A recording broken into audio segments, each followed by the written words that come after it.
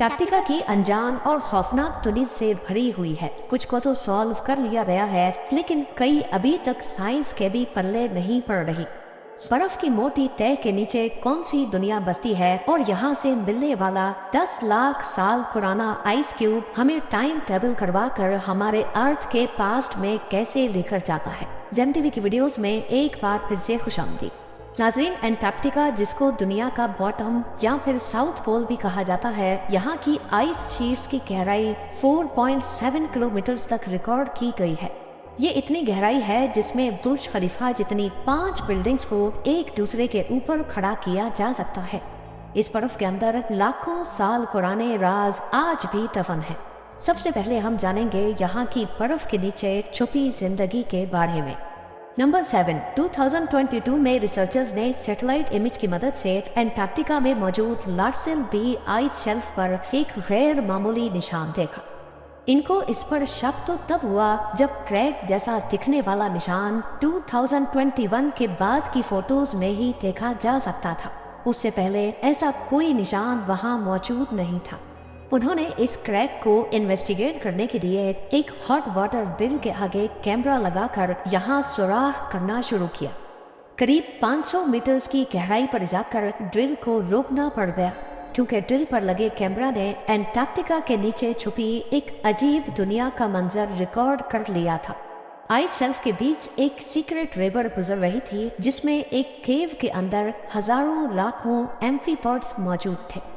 एम्फीपॉड्स की ये किस्म श्रिम्प, जिसे अक्सर झींगा भी कहते हैं, उससे काफी मिलती जुलती थी, जो ड्रिल के आने की वजह से काफी एक्टिव नजर आ रही थी।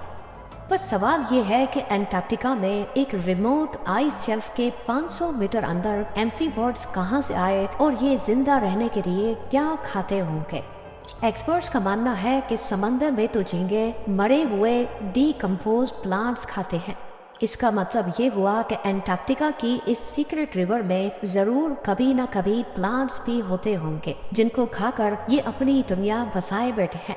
नंबर 6, समंदर का अभी तक का सबसे गहरा पॉइंट चैलेंजर डीप है। दूसरे नंबर पे ब्राउनसन डीप, लेकिन तीसरा गहरा पॉइंट अंटार्कटिका के सदर्न ओशन में मौजूद फैक्टोरियन डीप के नाम से जाना जाता है। इसको 2019 में डिस्कवर किया गया था, जिसकी गहराई 7437 मीटर्स कैलकुलेट की गई है। फैक्टोरियन डीप को सोनार स्कैनिंग की मदद से अंटार्कटिका के करीब डिटेक्ट किया गया है। इसमें शिप पर सोनार स्कैनर लगाकर सदर्न सी के बर्फीले पानी पर चलाया जाता है। अभी तक सी फ्लोर का जो मैप सोनार स्कैनिंग ने बनाया है, उसमें 1200 टेस्ट लगे हैं, लेकिन अभी भी रिसर्चर्स ये जान नहीं पाए कि ये पॉइंट कैसे बना था और इसका आसपास के समंदरी फर्श के साथ क्या कनेक्शन है। नंबर 5, 2022 में अंटार्कटिका से गुजरने वाली एक क्रूज लाइन के पैसेंजर्स ने पानी में एक बहुत बड़ी जेलीफिश देखी। क्रूज के ऑपरेटर ने सबमर्सिबल डिप्लॉय की और पैसेंजर्स को पानी के अंदर जेलीफिश का नजारा दिखाने ले गए। ये एक बहुत बड़ी जेलीफिश थी, करीब 33 फीट बड़ी। इसको जायंट फैंटम जेलीफिश कहा जाता है, लेकिन हैरानी की बात यह है कि फैंटम जेलीफिश नॉर्मली ओशंस की 3500 फीट की गहराई में रहती है, पर इसको अंटार्कटिका के समंदर की सतह पर देखा गया है। अभी तक रिसर्चर्स को कंफर्म नहीं है कि इतनी बड़ी जेलीफिश इस रीजन में क्या कर रही है, और वो भी समंदर की सतह पर। नंबर 4, अंटार्कटिका की वीरान बर्फीली वादियों के बीच में रिसर्चर्स को बर्फ के अंदर से एंशियंट रेन फॉरेस्ट के सबूत मिले हैं, जो 9 करोड़ साल पुराने हैं। ये डिस्कवरी अंटार्कटिका की उस दुनिया का सबूत है जो बरसों पहले खो चुकी थी। ये फॉसिलाइज्ड जंगल बर्फ से ढके समंदरी फर्श के भी नीचे से दरियाफ्त हुआ है, जिसमें दरख्तों की जड़ें, पॉलन और उनके बीज पाए गए हैं। रेडियो कार्बन डेटिंग से ये पता लगा कि इनका ताल्लुक क्रिटेशियस पीरियड से है, वो वक्त जब अर्थ के एटमॉस्फेयर में कार्बन डाइऑक्साइड ज्यादा होने की वजह से यहाँ गर्माइश भी ज्यादा थी। ये फॉसिल्स अंटार्कटिका का ऐसा नक्शा बता रहे हैं जब यहाँ हरी भरी वादियाँ और रंग बिरंगी फील्ड्स हुआ करती थी। इसके अलावा 1909 में यहाँ से निकलने वाला कोयला इस बात की निशानी है कि अंटार्कटिका का रेन फॉरेस्ट कई करोड़ साल तक यहाँ मौजूद था, जो अब फॉसिल फ्यूल में कन्वर्ट हो चुका है। नंबर 3, अंटार्कटिका की बंजर बर्फ के अंदर से अभी तक ढेर सारे मीटियोराइट्स भी मिल चुके हैं। ये कोई आम पत्थर नहीं बल्कि एक बहुत बड़ी यूनिवर्स का सबूत है। इनमें से कई मीटियोराइट्स का हमारे पड़ोसी प्लेनेट मार्स से ताल्लुक है। इनमें से एक मीटियोराइट जिसका नाम ALH 84001 है और ये हमारे सोलर सिस्टम का सबसे पुराना ऑब्जेक्ट है, करीब 4.5 अरब साल पुराना। इस मीटियोराइट ने 1996 में हेडलाइंस बनाई थी जब साइंटिस्ट ने ये ऐलान किया कि मार्स से आए मीटियोराइट में माइक्रो फॉसिल्स के एविडेंस मिले हैं, जिसका मतलब है कि जब ये मीटियोराइट मार्स से टूटकर यहाँ आया था उस वक्त मार्स पर जिंदगी मौजूद थी। साइंटिस्ट के इन दावों की वजह से ही मार्स पर आज जिंदगी ढूंढने की कोशिश की जा रही है। इस मीटियोराइट से साइंटिस्ट को मौका मिला कि वो मार्स के एटमॉस्फेयर और वहाँ की वॉल्केनिक एक्टिविटी पर रिसर्च कर सके। इसमें कुछ ऐसे मिनरल्स भी पाए गए हैं जो सिर्फ पानी में होते हैं, जो इस बात का सबूत है कि मार्स पर पहले पानी बहुत ज्यादा मिकदार में बहता था।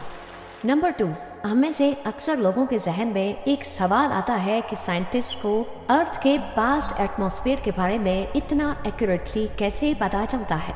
ये राज भी अंटार्कटिका की बर्फ के अंदर एंशिएंट आइस क्यूब्स में मौजूद है। यहाँ पिछले हजारों नहीं लाखों सालों से बर्फ मेल्ट नहीं हुई, जिसका मतलब है कि इनके अंदर उस वक्त के एटमॉस्फेयर के एयर बबल्स आज तक प्रिजर्व्ड है। यहाँ तक पहुँचने के लिए आइस के पूरे कोर को ड्रिल करके बाहर निकाला जाता है। जितना गहरा कोर बाहर निकाला जाएगा उतना ही टाइम में पीछे जाना आसान होगा। बर्फ की हर लेयर के अंदर मौजूद एयर बबल्स हर एक साल की एटमॉस्फेरिक कंडीशंस को महफूज रख कर बैठे हैं। ये एंशिएंट एयर के बबल्स हैं जिनको हजारों लाखों सालों से कभी डिस्टर्ब नहीं किया गया। इनमें मौजूद मुख्तलिफ गैसेस पर स्टडी करके साइंटिस्ट अर्थ के कदीम दौर की एक झलक को दोबारा से पेंट करने में कामयाब हुए हैं। 10 लाख साल पहले बना ये आइस कोर उस वक्त का है जब अर्थ का क्लाइमेट साइकिल 40,000 ईयर्स बाद चेंज होता था। इसके बाद ये साइकिल 1 लाख सालों के बाद बदलने लगा, जो अभी तक चलता आ रहा है। इन आइस कोर्स की मदद से अर्थ का फ्यूचर क्लाइमेट भी प्रिडिक्ट करना बहुत आसान हो गया है।